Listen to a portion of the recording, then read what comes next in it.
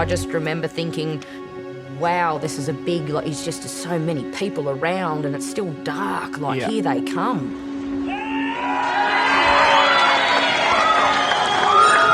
When that cage reached the surface at 5:59am on the 9th of May 2006, we walked out there on pure adrenaline only. It was 100% adamant that we were going to walk out because we walked in.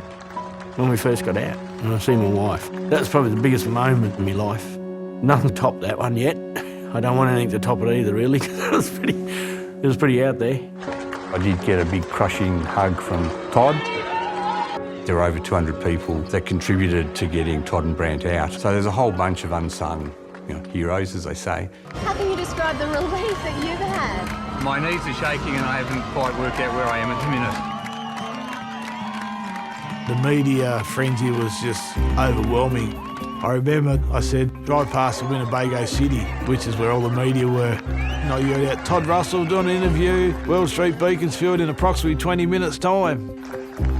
At the hospital, they wanted us to put us in this room, this bed and all this crap. I said, see you, pal, I'm out of here. So we just took off.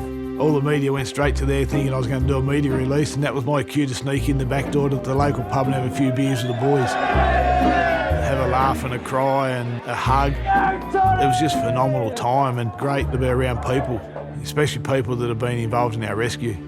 It was relief to have the boys up, but I never saw the rescue as a success. Never come to grips with that.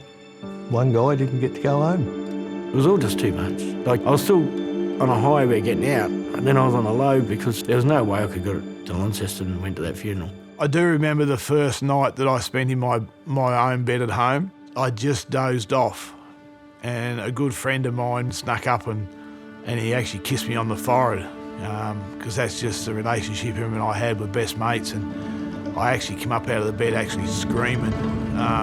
He just threw his arms around me and held me as I screamed and cried and reassured me that everything was okay. I'm not a hero. I'm a survivor, a very lucky survivor.